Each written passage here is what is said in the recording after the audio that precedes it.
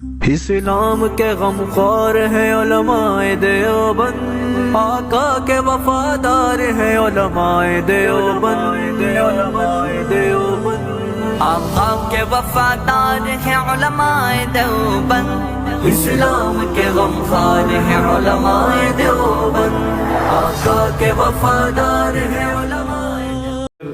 রাজনৈতিক প্রেক্ষাপটকে মোকাবেলা করার জন্য ঐক্যবদ্ধ হয়ে আমরা নির্বাচন করেছি।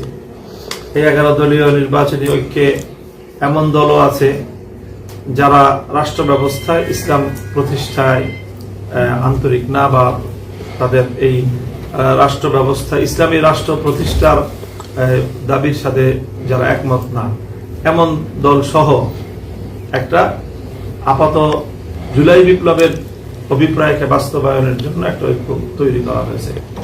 তো সেই জায়গায় আকীদা, বিশ্বাস এবং যেই চিন্তার চিন্তার মত পার্থক্য সত্ত্বেও এখানে একটা ঐক্য তৈরি হয়েছে। বিশেষ করে আমাদের এই পাক ভারত উপমহাদেশে মাওলানা মওদুদী সাহেবের প্রতিষ্ঠিত জামাতে ইসলামী নামে যে সংগঠন রয়েছে, এই সংগঠনের সাথে আমাদের পূর্বসূরীদের আকাবির আসলাফদের যুগ থেকেই আমাদের যে আকীদাগত চিন্তাগত যে মত পার্থক্য আছে, সেই মত পার্থক্য সম্পূর্ণ আপন জায়গায় একেবারে মতভেদ স্পষ্ট থাকার সত্ত্বেও চলমান রাজনৈতিক প্রেক্ষাপটকে মোকাবেলা করার জন্য বৃহত্তর চিন্তার ভিত্তিতে একটা ঐক্য তৈরি করা হয়েছে।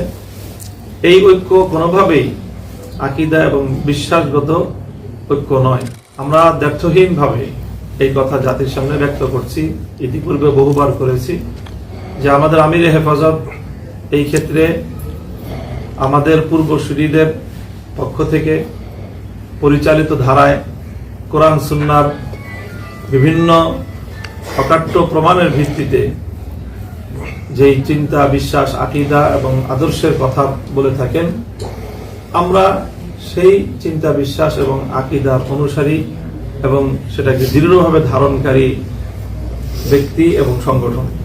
আমাদের বাংলাদেশ খেলাফত মজলিস সহ অন্যান্য যে সংগঠনগুলো হেফাজতে ইসলামের ভুক্ত আছি, আমরা এই সকল চিন্তার ক্ষেত্রে আমাদের পূর্বসূরীদের কোরআন সুন্নাহর ভিত্তিতে অবলম্বিত পথের দৃঢ় অনুসারী আমরা। কাজেই আমাদের এই রাজনৈতিক ঐক্যের সুবাদে অনেকে এই ধরনের বিভ্রান্তি সৃষ্টির পায়তারা চালায় বা অপচেষ্টা করে যে আমাদের মধ্যে আদর্শগত বা আকীদাগত ঐক্যমত প্রতিষ্ঠিত হয়েছে, রাজনৈতিক ঐক্যের মধ্য দিয়ে এই কথাটি সম্পূর্ণ ভুল। কাজে আমি বাংলাদেশের যারা মূলধারার হক্কানি আলেম ওলামাদের অনুসারী যারা আছেন, তাদের সকলের প্রতি আমি এই ব্যাপারে উদাত্ত আহ্বান রাখছি যে আপনারা এই ধরনের কোনো বিভ্রান্তির শিকার হবেন না। আকীদা এবং বিশ্বাস, চিন্তা এবং চেতনা তার আপন জায়গায় কোরআন সুন্নাহর ভিত্তিতে পূর্বসূরী আকাবিরদের দেখানো পথ অনুযায়ী আমরা আমাদের পথেই পরিচালিত হচ্ছি এবং সামনের দিনেও আমরা এই পথে দৃঢ় এবং অবিচল থাকবো ইনশাআল্লাহ। তবে রাজনৈতিক প্রয়োজনে, দেশের প্রয়োজনে আমরা অতীতেও অনেক সময় অনেক অমুসলিমের সাথেও আমরা ঐক্যবদ্ধভাবে স্বাধীনতার সংগ্রাম করেছি। হিন্দু মুসলিম ঐক্যবদ্ধ হয়েও ব্রিটিশ বিরোধী আন্দোলনে আমাদের পূর্বসূরীগণ ভূমিকা রেখেছেন। বিভিন্ন সময়ে বিভিন্ন রাজনৈতিক দলের সাথে আমাদের ঐক্যের অতীত ইতিহাস রয়েছে। সুতরাং 11 দলীয় নির্বাচনী ঐক্য যেটি, সেটিও তেমনই একটি ঐক্য। এটি আদর্শিক এবং আকীদাগত কোনো ঐক্য নয়। এই বিষয়ে আমাদের বক্তব্য অত্যন্ত ব্যর্থহীন। কাজে এই বিষয়ে কোনো বিভ্রান্তির কোনো সুযোগ নেই। সেই সাথে আমি এটাও স্পষ্ট করতে চাই যে হেফাজতে ইসলামকে দুর্বল করার নিমিত্তে হেফাজতের মধ্যে বিভেদ আছে, বিভক্তি আছে মর্মে কিছু প্রচারণা পরিচালিত হচ্ছে। হেফাজতের মধ্যে প্লাস মাইনাসের অনেক ধরনের খেলা পরিচালিত করার মতো দূরভিসন্ধি এবং ষড়যন্ত্র চলছে।